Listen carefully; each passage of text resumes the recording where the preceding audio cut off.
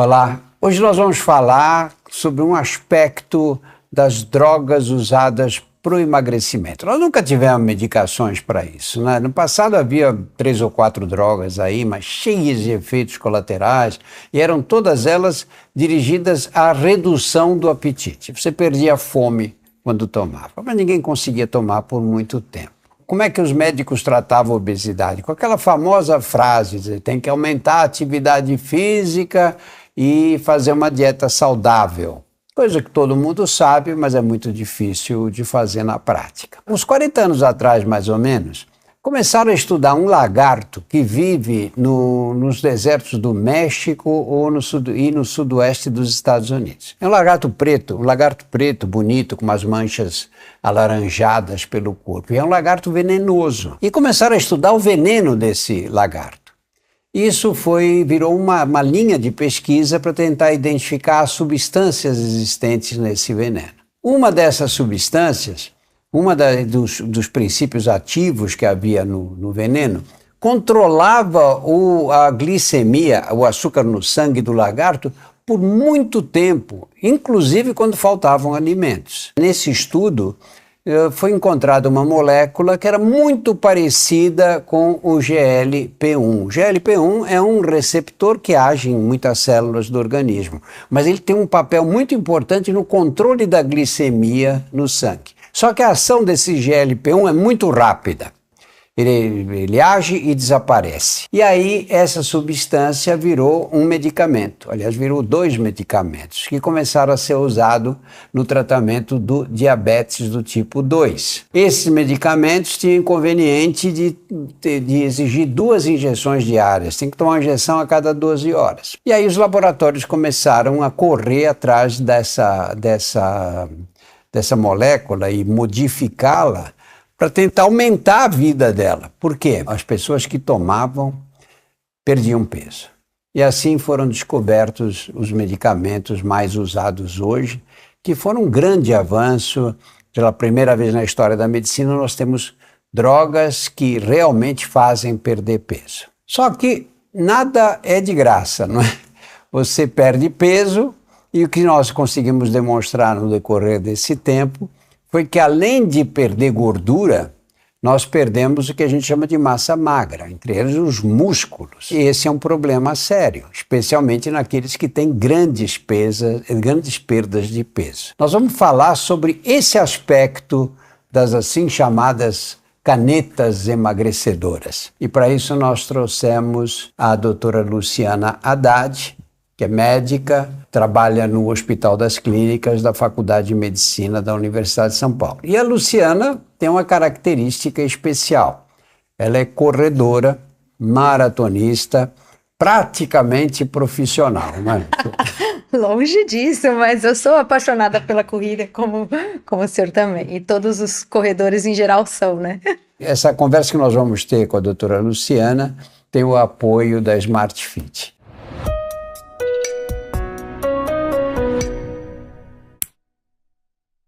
Luciana, vamos começar por aí. Explica um pouquinho, melhor do que eu expliquei, essa perda muscular que acontece no emagrecimento. Pois infelizmente a gente não consegue dizer para o nosso corpo para ele perder só gordura.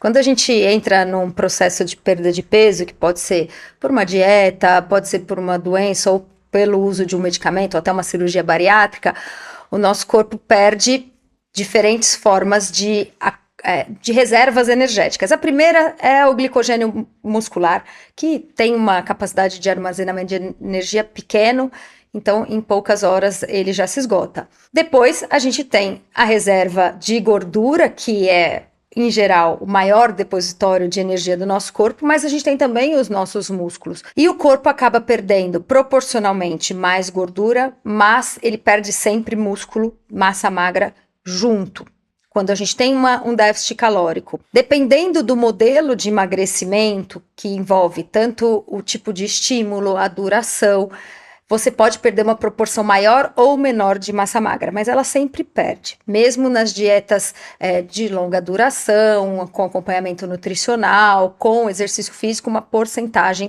é perdida. O que os estudos começaram a mostrar é que usando essas canetas emagrecedoras, vamos deixar isso sempre meio entre aspas, não é a forma mais adequada de chamar esses medicamentos, mas acabou se popularizando dessa forma, como a perda de peso muitas vezes acontece de forma rápida, acompanhado de baixa ingesta proteica, a perda de massa magra chegou a 30%, 40% em alguns estudos. E isso tem consequências que a gente vai falar que não são muito interessantes para o nosso corpo, a curto e a longo prazo. Então a gente precisa ficar muito atento para esse, que é um dos efeitos que eu chamo de efeito colateral, sim, e é um efeito colateral porque é uma perda acentuada de massa magra. Luciana, um grande número de pessoas tem tomado essa medicação sem controle nenhum. Consegue a receita com alguém e compram os medicamentos e passam a tomar. Qual é o risco desse uso descontrolado?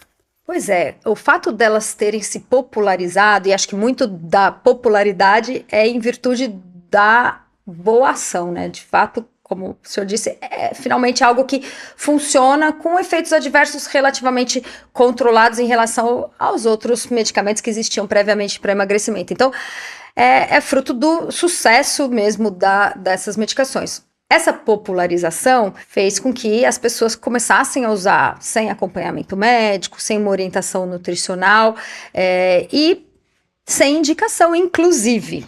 Eu acho que é fundamental que essa medicação, que é um fármaco que tem ações bem importantes no nosso corpo, então tem uma ação hormonal no nosso intestino, tem uma ação hormonal no nosso pâncreas, tem uma ação no sistema nervoso central, ou seja, são efeitos bastante significativos, deve ser feito com acompanhamento médico em 100% dos casos, tanto para indicação, então quem é o paciente que precisa de fato dessa medicação, avaliar contraindicação, porque é provável que a maior parte das pessoas que fazem uso sem acompanhamento nem sabem das contraindicações, elas são específicas, mas são importantes, tipo um carcinoma medular de tireoide é uma contraindicação absoluta, aumenta o risco de recidiva, pancreatite, então essas contraindicações precisam ser avaliadas por um médico, e para acompanhar os efeitos adversos, incluindo a perda de massa magra. Não é o único, tem outros efeitos adversos da medicação e isso deve ser feito com acompanhamento médico, até para orientar ajuste de dose, progressão de dose, o quanto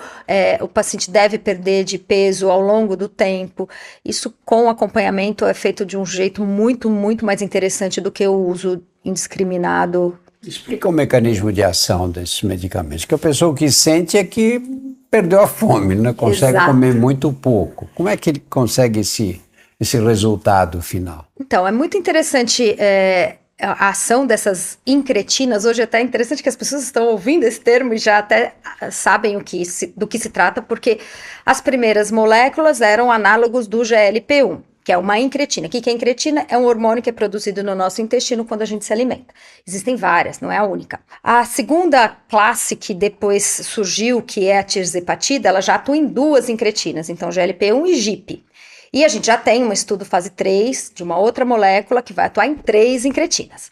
O que essas incretinas fazem? Quando você come, ela explica para o seu corpo que você está alimentado e aí ela age em vários locais. Não age só no intestino, mas começando pelo intestino, ela dá aquela sensação de saciedade. Estou satisfeito, estômago cheio, não consigo comer mais. Essa é uma das primeiras mensagens que ela dá.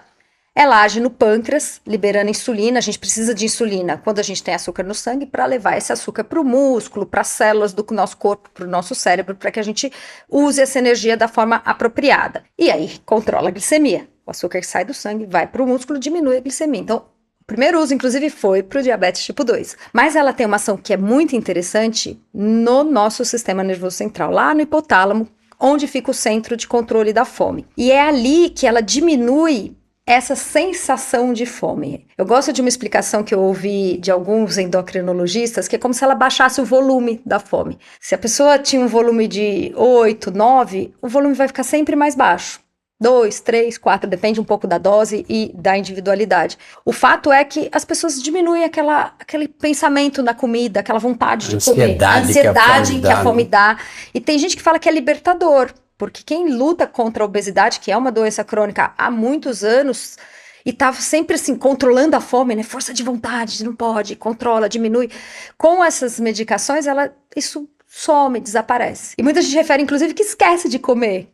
Ela passa o horário da refeição e como a fome é baixinha, controladinha, aquilo não vem, ela está ocupada fazendo outras coisas e as pessoas às vezes pulam refeições, passam o dia sem comer e reduz bastante o volume. Então são múltiplas ações que em conjunto levam à perda de peso. Agora, por que quando você reduz muito o aporte calórico, né? A pessoa que tinha uma fome 8, agora passa a ter uma fome 2, come muito menos, claro que ela vai perder peso.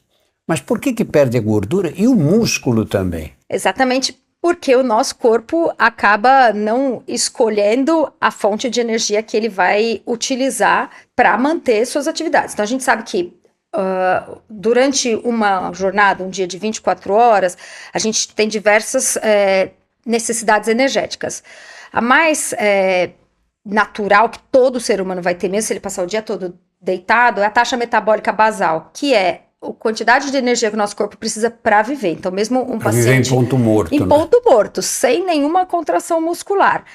Já é algo significativo. Nosso cérebro tem uma alta demanda, o fígado, o rim, tudo isso tem que funcionar. Coração tá batendo o tempo todo, não para. O pulmão. Então, gasto energético basal tá consumindo energia. Aí a gente tem as atividades físicas, que são uma outra caixinha, e tem as atividades que são chamadas atividades que não são atividades físicas, mas são motoras. Se deslocar, ir até o banheiro, aqui a gente está conversando, eu estou me movimentando. Tudo isso também é um gasto energético que acontece ao longo do dia. E, por fim, o gasto energético para a digestão do alimento. Que esse é um que já cai por completo, assim, diminui bastante quando a pessoa começa a reduzir a ingesta. Quando você está numa dieta onde você diminui o aporte calórico, a quantidade de caloria que você está ingerindo ao longo do dia é menor do que essa demanda. Então, o corpo vai usar o depósito que ele tem. E o depósito é, como eu falei, glicogênio que acaba rapidinho e depois gordura e proteína. E ele não consegue fazer uma seleção exclusiva do depósito de gordura, infelizmente. Depende um pouco do estímulo que a gente dá para o nosso corpo. E a gente vai falar um pouquinho sobre isso, que é como evitar perder massa magra. Se a gente estimula o nosso músculo e ele precisa se reconstruir, ele acaba sendo um pouco mais preservado. Agora, se a gente não estimula o nosso músculo, a tendência é ele ir diminuindo. Isso independente da medicação. Se um paciente, por exemplo, faz uma grande cirurgia, fica em terapia intensiva um tempo, fica imobilizado, não faz fisioterapia, ele perde muito músculo muito rápido. Porque é um paciente que tem uma demanda energética muito alta, por conta de uma cirurgia ou às vezes uma infecção, e o corpo não escolhe, então ele tá perdendo gordura, mas ele tá perdendo músculo, então é super comum, a gente vê muito isso no hospital, às vezes um paciente 5 dias hospitalizado, que ele murcha, ele perde totalmente massa muscular de membro inferior, membro superior, porque tá em desuso, e o corpo entende que se não tá usando, é dispensável. E quais são as consequências dessa perda de massa muscular que a gente chama de sarcopenia, não é? Quais são as consequências? Pois é, tem consequências que são mais lógicas e que acho que todo mundo pensa. Perdi músculo, perco força. Isso é natural. Então, claro, vai perder força muscular. Força muscular é importante para as atividades do dia a dia, mas também é importante para a nossa longevidade. Quando a gente perde massa muscular, a gente tem um risco também de perda de funcionalidade, para que, por exemplo, a gente se equilibre, que a gente consiga desviar de um obstáculo na calçada. Tudo isso precisa de músculo ativo. Então, você corre mais risco de queda. E, além disso, a musculatura ajuda na manutenção e na construção de massa óssea. Então, você acaba perdendo osso, perdendo densidade óssea. Nossos ossos vão ficando mais fracos. Mais porosos. Então, juntando a perda da massa magra, a fragilidade óssea e a perda de equilíbrio, aumenta muito o risco, por exemplo, de queda, de fratura, com consequências que a gente sabe que são muito ruins. Inclusive, se a pessoa tiver uma queda a partir de uma certa idade, ela tem uma chance muito maior de falecer nos próximos anos. Isso já tem uma série de estudos mostrando. Além disso, tem uma outra consequência que talvez as pessoas não pensem. Essas eu acho mais óbvias, né? Perdi força, perdi mobilidade. Ela perde metabolismo. Porque o músculo é um órgão metabólico, ele tem uma demanda energética maior que a gordura. Quando a gente vai diminuindo nossa massa muscular, o nosso metabolismo basal, que é aquele que eu falei da gente deitado, parado, sem fazer nada, reduz, e reduz de forma significativa. Então, a nossa demanda energética vai ser menor. Isso leva a uma piora metabólica, que é até um contrassenso, né? Você está usando uma medicação para melhorar seu metabolismo e, de certa forma, você piora. Mas, se você parar o uso da medicação ou se for uma perda por dieta, a chance de reganho de peso é muito maior. Então, com a mesma quantidade de comida, você vai ganhar mais peso, porque você está gastando menos. Essa é uma das armadilhas que o cérebro armou para nós, né? Porque você vai perdendo gordura, vai perdendo músculo. Com isso, o metabolismo basal começa a cair, quer dizer, o corpo fica mais econômico, né? Precisa de menos energia para funcionar em ponto morto. Aí, a hora que você volta a comer, ele recupera muito rapidamente o peso perdido. E o que é pior, quando você está emagrecendo, você perde uma proporção maior de gordura, como a gente disse, perde 30%, 20% de massa magra, o resto é gordura. Ótimo. Suponhamos que você fez uso de uma medicação, emagreceu 5 quilos, perdeu 1 quilo de músculo e 4 de gordura. Se você para de usar, seu metabolismo está mais baixo, mesmo controlando a alimentação, que vai ficar difícil, porque a fome volta. Você vai comer volta mais forte até. Mas considerando que você vai comer a mesma quantidade, seu metabolismo está mais baixo. Então, você vai ganhar peso mais rápido. E você vai ganhar gordura. Ou seja, você perdeu 4 quilos de gordura, em alguns meses você vai ganhar 5 quilos de gordura. Então, esse efeito sanfona piora o seu metabolismo e da próxima vez que você precisar emagrecer, você tem um percentual de massa gorda, né, massa que não é músculo nem osso, maior. Então, a cada episódio de tentativas de emagrecimento vai ficar mais desafiador. Daí a importância de um acompanhamento profissional. Porque muitas vezes a pessoa que usa sem um acompanhamento tem uma intenção de perder alguns quilinhos em pouco tempo. Eu tenho uma festa, um casamento, eu quero estar magra no verão. Tá bem no vestido que eu usei. E eu não tenho também, esses medicamentos ainda são muito caros. Então a pessoa faz um investimento tremendo para conseguir fazer um uso por 3 meses, para perder 5 quilos. E depois ela vai ter mais dificuldade para emagrecer da próxima vez, ela vai piorar o metabolismo. Então essa é a grande armadilha, eu acho, do uso sem um acompanhamento profissional. Esses medicamentos são uma revolução mesmo, né? Pela primeira vez nós temos drogas eficazes no tratamento da obesidade. E é claro que esses exageros aos quais você se referiu vão continuar. Então, quem vai fazer esse tipo de tratamento para emagrecer, precise ou seja um exagero, não vem ao caso, mas eu não posso perder músculo. Se perde músculo, isso eu não quero. O que ela pode fazer para manter esses músculos? Aí a gente precisa pensar em estratégia. E eu dividiria essa estratégia em 3 pontos. O primeiro, treinamento de força, treinamento resistido, ou seja, estimular o seu músculo e dar um estímulo para que o seu corpo entenda que ele tem que manter músculo, porque ele é fundamental. Então, treinamento que pode ser musculação, mas não obrigatoriamente musculação, mas qualquer treino que desafie seu músculo. Eu falo levantar pezinho, pode usar peso de corpo, mas tem que ser focado em força muscular. Então, não adianta atividade aeróbica. Eu sei que eu amo corrida, bike, etc. Essas atividades não vão te ajudar nesse sentido. Você vai precisar focar mesmo em... Mas ajuda na musculatura das pernas, não?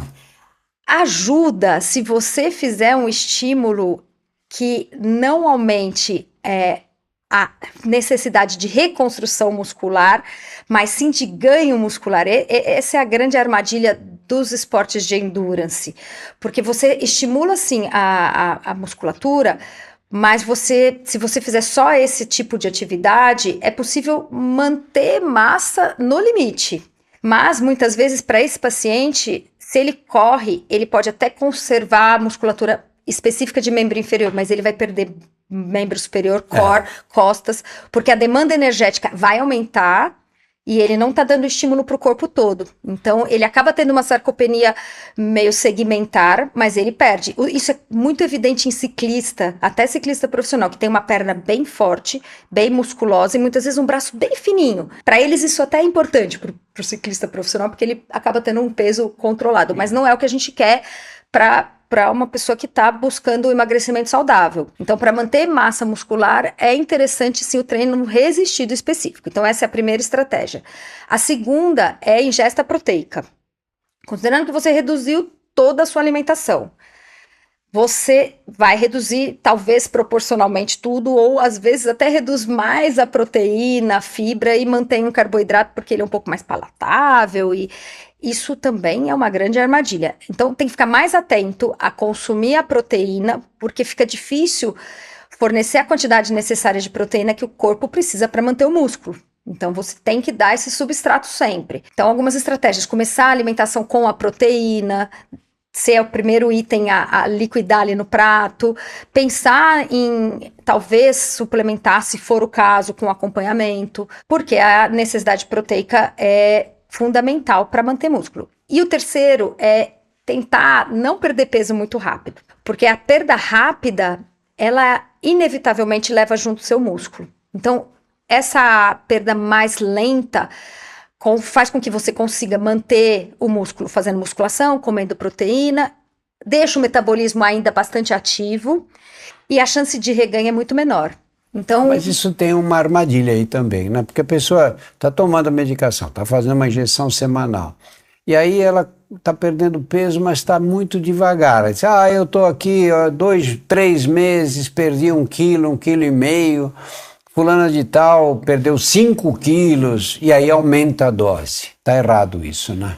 Pois é, eu acho que aí é interessante, de novo, um acompanhamento profissional que oriente esse paciente que pensando médio prazo, longo prazo, se ele for fazendo progressão de dose, que até a forma com que está em bula, a orientação e é interessante que o ano passado a OMS lançou uma diretriz mundial de uso desses medicamentos e fala, é fundamental a progressão de dose, então começar com a dose mais baixa, até para entender efeito adverso, e aí essa progressão faz com que a pessoa vá perdendo peso aos poucos, entendendo como é que vai ser a nova alimentação, mudando o hábito alimentar, porque tem que vir acompanhado de mudança de hábito alimentar, inclusão de atividade física para quem não fazia, aí aeróbico e também treino resistido. Acho que o medicamento é fantástico, acho que é uma das grandes revoluções da medicina, mas tem que ser feito junto com uma mudança de estilo de vida que é fundamental para todos os aspectos da nossa vida. A gente não está pensando só no peso, a gente está pensando em outros desfechos em saúde. Então, aproveitar esse momento. Isso não se faz em 3 meses. Muito mais interessante fazer um planejamento de 1 ano. Vamos fazer até que você estabilize no peso e o médico vai avaliar se vai ser possível reduzir dose ou retirar a medicação. É um tratamento de longo prazo, não é um tratamento agudo. É difícil pensar em algo que você vai tomar 2, 3 meses e que depois vai funcionar. É isso que eu acho que as pessoas precisam entender, que é um tratamento de longo prazo que deve ser feito com planejamento. Luciana, hoje o número de pessoas que frequentam academias é muito grande, né? Então, vamos dizer, eu começo a tomar as injeções agora, vou fazendo 1 por semana. Quando na evolução está na hora de eu começar a fazer uma musculação?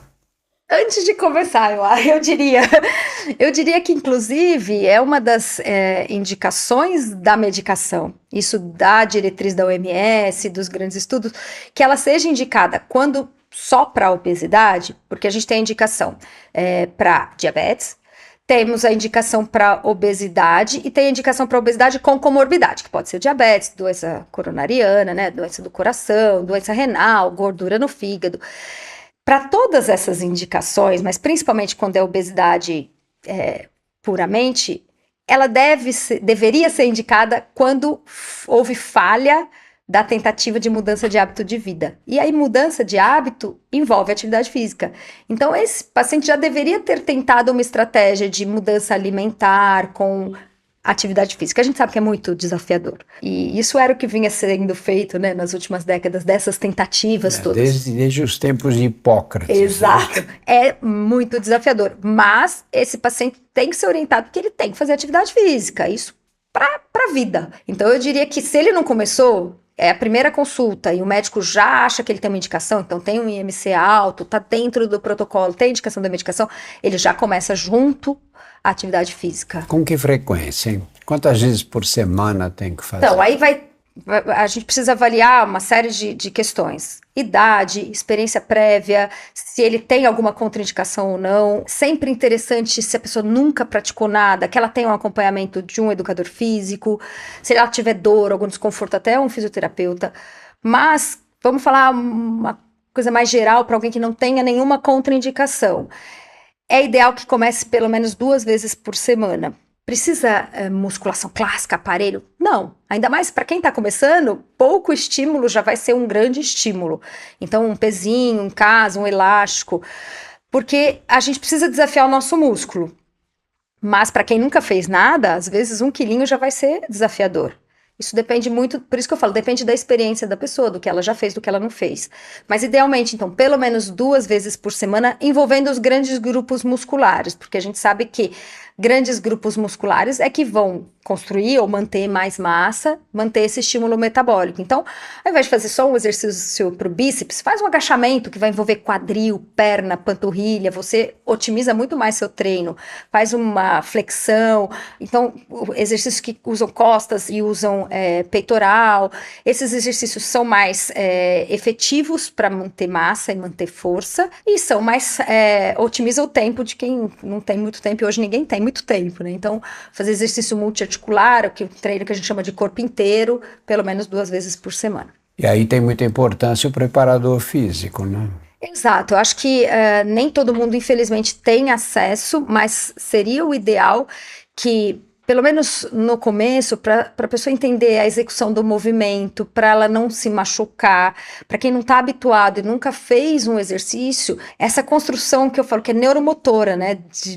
O movimento, o cérebro precisa entender aquele movimento que muitas vezes é um movimento novo e não natural. E o educador físico é quem faz isso da melhor maneira, né? Explicando como é que é um agachamento, por que você tem que estar com o quadril ali, não ali, o joelho, para que você não se machuque, para que você tenha os ganhos que você espera com aquela atividade. Hoje a gente tem a tecnologia a nosso favor, então é possível usar aplicativos, vídeos, isso ajuda bastante. Mas já tem estudo mostrando que nada substitui, por exemplo, ter um educador físico do seu lado. É o melhor resultado. Se você tiver essa possibilidade de ter um educador, né, te mostrando como fazer e vendo se você está executando certo, você vai ter um resultado melhor daquele tempo investido na atividade. Como em outras áreas da medicina, o ideal é o tratamento multidisciplinar, né? Sem dúvida. E eu acho que para esse paciente que está tratando obesidade, isso é claro, nítido, faz parte das recomendações que esse tratamento seja multidisciplinar. É interessante que no SUS, a recomendação do SUS e dos PCDTs para tratamento de obesidade já incluem o tratamento multidisciplinar. Então, sempre tem um médico, um nutricionista, o educador físico e um psicólogo. Isso compõe um tratamento padrão da obesidade, que a gente sabe que é super desafiador, como a gente vem falando nesse papo, né? Você tem que mudar estilo de vida, você tem que trabalhar metabolismo, tem os medicamentos, mas tem o treinamento físico, tem a alimentação que é super importante, então esse tratamento integrado é muito importante. E quais são os riscos a longo prazo? Eu começo a tomar as injeções, vou perdendo peso, fico feliz porque estou emagrecendo, as pessoas começam a me elogiar, e aí eu falo, bom, tá tudo bem, vamos tocando a vida assim, porque agora eu estou numa fase muito melhor, e abandono esses cuidados com os músculos. A longo prazo, o que acontece? Pois é, esses efeitos que a gente já falou, relacionados à sarcopenia, né, que é a perda muscular que acontece ao longo da vida, já aconteceria naturalmente se a gente não se exercitasse. É triste, mas a partir dos 30, se a gente não se exercita, a gente já começa uma perda um pouco silenciosa, que muitas vezes a gente nem percebe. A partir dos 40 e para as mulheres, ali no perimenopausa, climatério, essa perda se acentua. Os homens têm um pouco de sorte, é um pouquinho mais tarde, mas é natural do corpo humano que a gente tenha uma perda muscular. Então, se junta-se a isso o uso do medicamento, que muitas vezes aumenta essa perda, a gente vai ter uma consequência que é um desfecho de sarcopenia acentuada ao longo dos anos. E aí, de novo, aumenta-se a fragilidade, diminui massa óssea, aumenta o risco de fratura, de queda, então piora o metabolismo. Então, isso é o que a gente não quer. E hoje a gente sabe que para muita gente o uso do medicamento vai ser crônico para o resto da vida, né? A gente já tem agora estudos de acompanhamento dos grupos lá dos estudos iniciais do STEP, do Sermon, que são os primeiros estudos clínicos que introduziram as medicações no mercado, e esses pacientes sendo acompanhados, já tem resultado de 5 anos, de 7 anos, e é uso crônico, o paciente não suspende a medicação, porque também fizeram o teste de suspensão, né, e os estudos que fizeram, um grupo manteve o tratamento e outro suspendeu, mostrou que o reganho de peso é inevitável. Então, pensando que é um tratamento crônico, de uma doença crônica, é fundamental que a atividade física se mantenha também ao longo da vida, sempre. E esse cuidado deve começar... Bom, ele deve existir sempre, na verdade, né? Todos nós devemos fazer esse tipo de exercício. O que você vê hoje na rua, os meninos que vêm de camiseta, braço enorme, né? E esse tipo de atividade tem um papel importante, essa manutenção da massa muscular? Tem. Não por razões estéticas. Sim. É interessante, tem e bastante. Eu falo que a questão é que para um jovem assim, de 18, 20, está no auge da produção hormonal, ele entra na academia, faz 3 supinos, 3 agachamentos e ele já ganha massa muscular, né? É completamente diferente da realidade, por exemplo, minha, já que estou chegando nos 50, e da população acima aí dos 40, 50, 60 ou mais. E ao mesmo tempo, talvez para o jovem ainda exista muito essa questão estética, que é da hipertrofia muscular. E a gente sabe que para a longevidade, o principal indicador, né, não é a hipertrofia, mas sim a força. Então, os estudos que medem só volume muscular não se relacionam tão bem ao desfecho quanto os estudos que medem força. Então, aqueles que é a função do músculo. Que é a função, porque às vezes a gente tem um músculo mais islíneo, depende muito do biotipo, mas se a pessoa tem, com aquela quantidade de músculo, uma boa capacidade funcional, é isso que vai medir o melhor desfecho. Então, os melhores estudos são os que medem de fato força. Tem vários métodos, desde aquele grip, né, que é só medir o quanto você consegue apertar e soltar, é uma medida indireta do quanto você tem de força, até os que medem força de fato de membro inferior, membro superior, são os mais interessantes. Então, nem sempre a pessoa maior, grandona, é a mais forte. E hoje o que a gente busca é força funcional. Inclusive, o músculo, às vezes, tem gordura junto. E quando a pessoa emagrece, ela acaba perdendo a gordura entre o músculo e o músculo fica muito mais funcional. Por isso, pensar só em volume não é a melhor métrica, mas sim pensar em um músculo funcional, um músculo que consiga executar as ações para as quais ele existe, né? Se é agachar, se é levantar, se é subir escada, é isso que vai te fazer viver mais. Essa questão da obesidade é tão importante, não? Porque, primeiro, nós temos uma epidemia em progressão, né? Cada vez que o Vigitel, que faz aquelas enquetes por telefone, publica os resultados, o número de pessoas que estão acima do peso ou já na faixa de obesidade é maior. Eu lembro que pouco tempo atrás era 40 e poucos por cento dos brasileiros, já estamos aí chegando perto dos 60%. Né? Nos Estados Unidos passam de 70%. É uma epidemia mesmo, com inúmeras causas que não vale a pena a gente discutir agora. Mas, na verdade, o tratamento não pode se limitar a você usar uma droga que faça magicamente você perder o peso, né? Você tem que cuidar da massa muscular. E o papel da nutrição? A nutrição acho que é fundamental. Nesse sentido da medicação, eu acho que ela tem 2 grandes objetivos. Fazer uma educação alimentar, que eu acho que se a pessoa ainda não conseguiu, e de novo, eu acho que isso deveria ter acontecido antes da indicação da medicação, mas é importante que, se a pessoa está tendo o primeiro contato com o nutricionista, que ela entenda a importância dos micronutrientes, da proteína, por que é importante uma variedade alimentar, como é que isso constrói e ajuda a construir o corpo dela, para que ela faça escolhas mais saudáveis. Isso é um ganho que a pessoa vai ter para o resto da vida. E segundo, que aumentam os riscos de deficiência. Por conta da restrição global da quantidade de alimentos, a pessoa vai estar mais sujeita a deficiências que já existem na população, mas aumenta-se o risco quando a restrição é maior. Então, deficiência de ferro, vitamina B12, porque a pessoa restringe muito a ingesta de carne, deficiência de vitamina D, deficiência de vários micronutrientes que podem acontecer ao longo do uso da medicação, e principalmente nesse início. Daí a importância de um nutricionista orientando como é que ela vai compor o prato dela, que vai ser menorzinho, né, para que ela consiga, com a alimentação, ter todos os micro e macronutrientes que ela precisa. É possível, mas não é simples. Então ela precisa ficar bem atenta a como ela vai compor o prato, até talvez a necessidade de uma suplementação, se for o caso, se ela tiver de fato deficiente em algo que pode trazer um prejuízo para a saúde. E aí o nutricionista é quem faz isso como ninguém. Quer dizer, na verdade, você veja o número de profissionais mobilizados para fazer o tratamento adequado, né? Você tem que ter um médico, uma médica, tem que ter um preparador físico, tem que ter um acesso a uma academia onde você possa praticar os exercícios, tem que ter uma nutricionista que...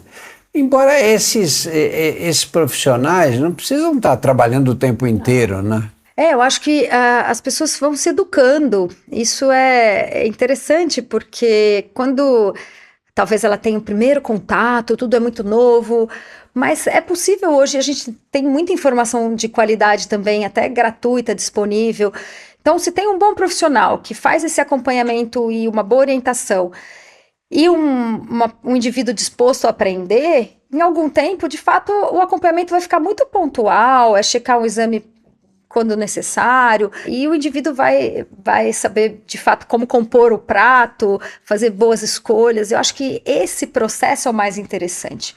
Eu acho que quando a gente pensa num tratamento global, isso é muito legal, que é possível, inclusive, que seja feito dentro da saúde pública, né? De pensar num olhar global. Porque o meu medo, até agora, em relação um pouco a esses medicamentos, é que ele aumentou a desigualdade em relação a desfechos de saúde. Porque como são medicamentos caros, que não são acessíveis à população, ainda não foram incorporados no SUS, a gente tem uma classe social que está cada vez mais obesa e uma outra que agora tem um acesso amplo a um tratamento eficaz. Então, eu acho que essa desigualdade é muito, muito importante que a gente olhe, porque daqui a pouco os desfechos que são relacionados, né, a doenças crônicas, a mortalidade e a uma série de complicações vão acontecer numa classe social mais desfavorecida. Então, como é que a gente resolve isso com um olhar mais global?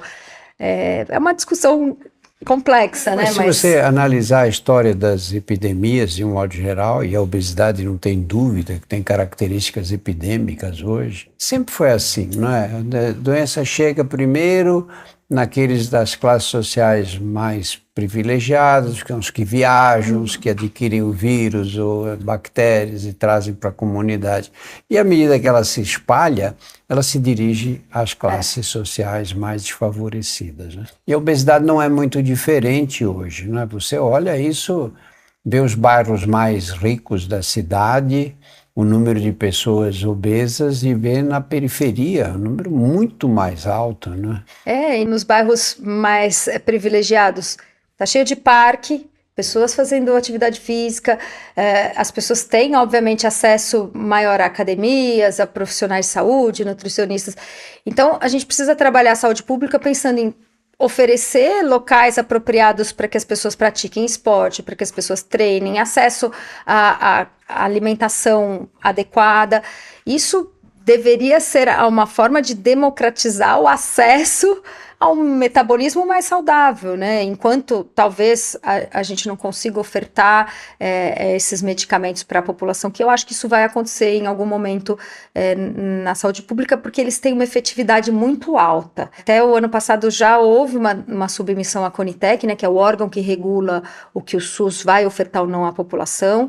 Ainda não foi incorporado, mas com a quebra das patentes, a gente sabe que vai ter uma redução importante de custo. Isso vai ser muito positivo, porque talvez a gente consiga incorporar à saúde pública esses medicamentos que são realmente, quando bem indicados, uma arma interessante. E aí no SUS eu acho que eles vão ser indicados da mesma forma que quando foi incorporada a cirurgia para obesidade. A cirurgia bariátrica no SUS é feita com acompanhamento multidisciplinar. Isso é muito legal, paciente passa com psicóloga antes da cirurgia, nutricionista, e depois tem um acompanhamento todo a longo prazo muito bem feito. Então, acho que esse vai ser o caminho também dessas medicações, assim, eu espero. Eu, quando comecei a correr, me interessei por corrida, há uns 40 anos atrás, ninguém corria. Você correr na rua, você tinha que ouvir gracejos, vai, fugindo da polícia, era o tempo inteiro assim. E nós fomos criando, como sociedade, um conhecimento da importância da atividade física. E hoje você vê gente praticando corridas, andando, se movimentando pelo país inteiro, não é? Às vezes estou em cidades pequenas aí, gravando no interior do país, e o prefeito da cidade faz lá uma pequena pista. Quando você passa de manhã, a cidade inteira andando nessas pistas. Então, existe uma consciência de que o movimento é muito importante. Você acha que existe essa consciência de que os músculos devem ser preparados também para a gente viver mais tempo e melhor? Eu acho que a gente está nesse momento da popularização do músculo. Foi uma tendência, acho que dos últimos anos. Alguns pesquisadores internacionais começaram a divulgar muito a questão do músculo como um órgão endócrino, da importância do músculo para a saúde. O termo sarcopenia, né? Hoje muita gente já sabe o que é sarcopenia, que era um termo muito restrito ao meio médico. Então, eu acho que a gente está exatamente nessa fase. Eu trabalho muito lá no Fala Lu, que é o meu canal, essa conscientização da importância dos diferentes aspectos da atividade física para a nossa longevidade. Então, treinamento aeróbico, por que é importante, o treinamento de força, mas por que também é importante manter equilíbrio, potência. E eu percebo um interesse enorme e uma popularização do treinamento resistido, que as pessoas ainda conhecem mais como musculação, em ambientes que antes não eram muito falados. Então, a gente antes associava muito a musculação a jovens, mais sexo masculino, ou o pessoal do fisiculturismo. Hoje não. Hoje eu vejo claramente pessoas mais velhas, muitas mulheres, pessoas muito mais interessadas nessa temática e entendendo que isso tem uma relação com saúde e não com estética. Doutora Luciana, muito obrigado pela presença aqui no nosso portal. Acho que dessa conversa com a doutora Luciana ficou claro o seguinte: se você usa canetas emagrecedoras, se você está fazendo uma dieta muito rápida, muito rigorosa para perder peso, ou se você fez uma cirurgia mesmo para redução do peso, tem que ficar atento e lembrar sempre que ao lado daqueles quilos, uma parte daqueles quilos perdidos foram de músculo, não só de gordura. E que isso tem consequências, e as consequências prejudicam o organismo e podem ter efeitos prolongados. Por isso, é muito importante cuidar dos músculos, fazer exercícios, as musculações, e também não é tão simples assim. O ideal é que isso seja feito com orientação, com profissionais, preparadores físicos, com nutricionistas, porque você muitas vezes passa a se alimentar com 1/3 das calorias que você ingeria anteriormente. E aí precisa receber uma orientação para saber se você não vai ter um processo de desnutrição associado à perda de peso.